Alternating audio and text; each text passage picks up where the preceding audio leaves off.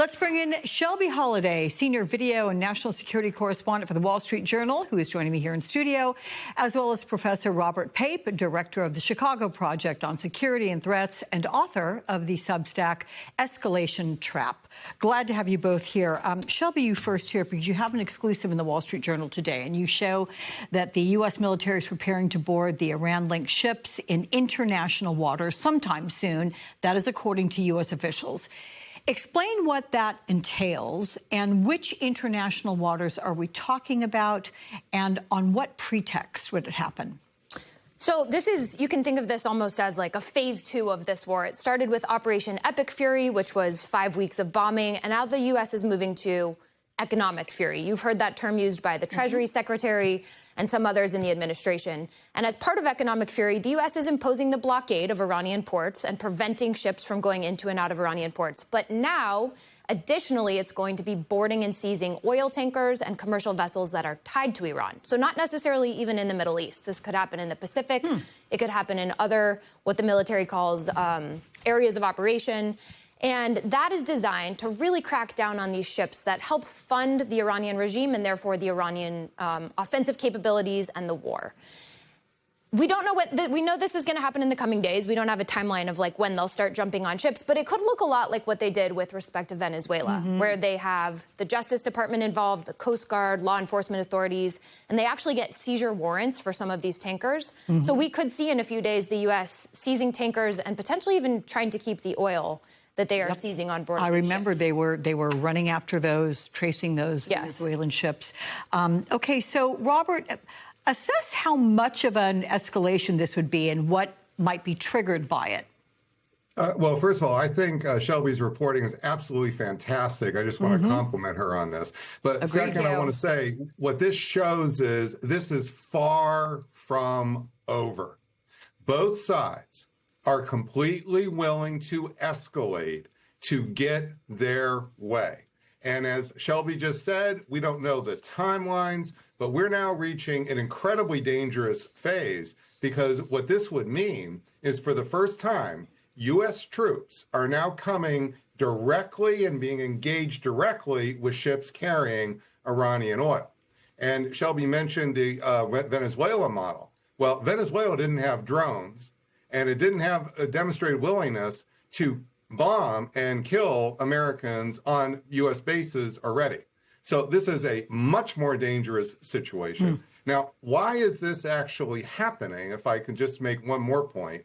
This is happening because both sides have demands that are literally zero sum. Iran cannot it cannot be both the case Iran has its enriched uranium and it does not. It cannot be the case that Iran is in control of the Strait of Hormuz and it is not. And that is the fundamental bargaining problem here. The world wants this to be over.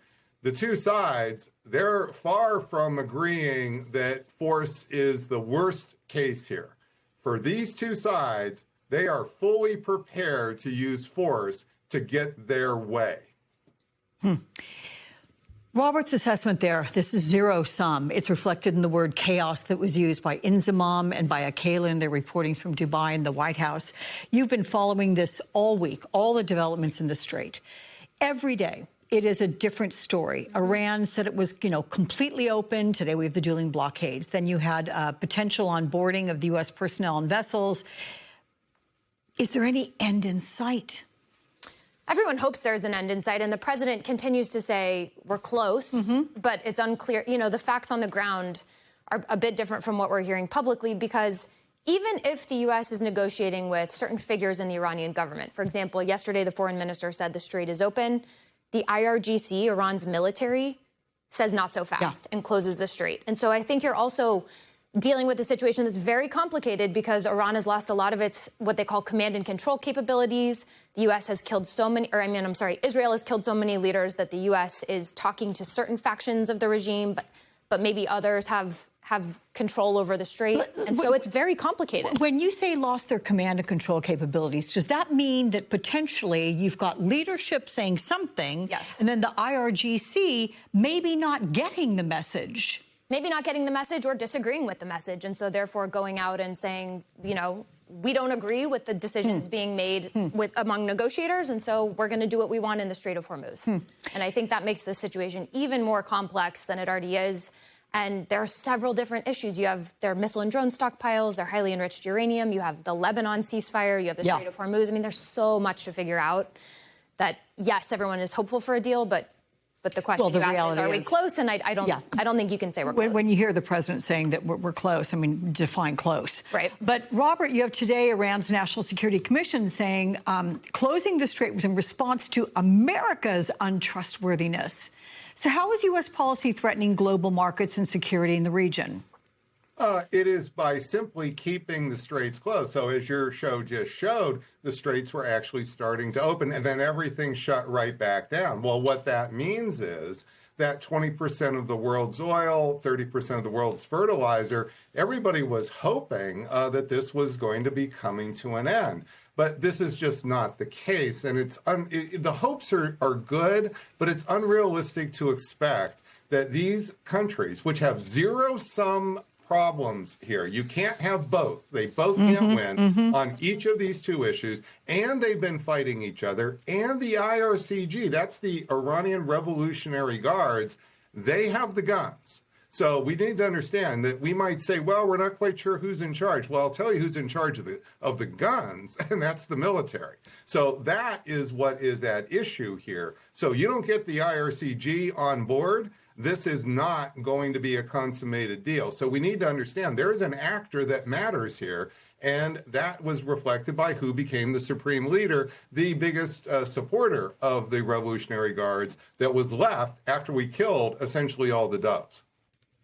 Let me ask you both this question, and Shelby, you first to answer it.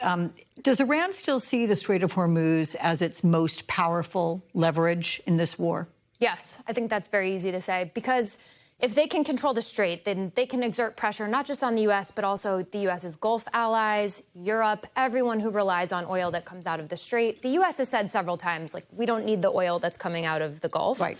But it is a war that the U.S. started. China does. And there are countries that rely on it that the U.S. needs to deal with. So yes, that is their biggest piece of leverage. It was interesting yesterday to hear the foreign minister say that it will be open for the remainder of the ceasefire between Israel and Lebanon. It sounded like maybe an olive branch. It didn't do much for shipping. Ships weren't still comfortable going through the strait, but it seemed like potentially an olive branch that would lead to another round of talks, or that could potentially lead the U.S. to back down from its blockade. And very quickly, President Trump went out and said, we're not backing off the blockade. Until we have this deal and until Iran agrees to all of our demands, blockade stays in place. And so, Robert, therefore, they cracked back down on the strait. So Robert, where does the leverage of running things relative to the Strait of Hormuz compare to the enriched uranium that Iran has? I mean, which one is the more valuable entity and why? Well, we need to understand the leverage is the short-term use of power. It's the ability to actually selectively decide which ships will pass, which means which countries will have their economy go up and go down. That is in the short term. But then what the enriched uranium is about is the anchor of the military power of the regime over time.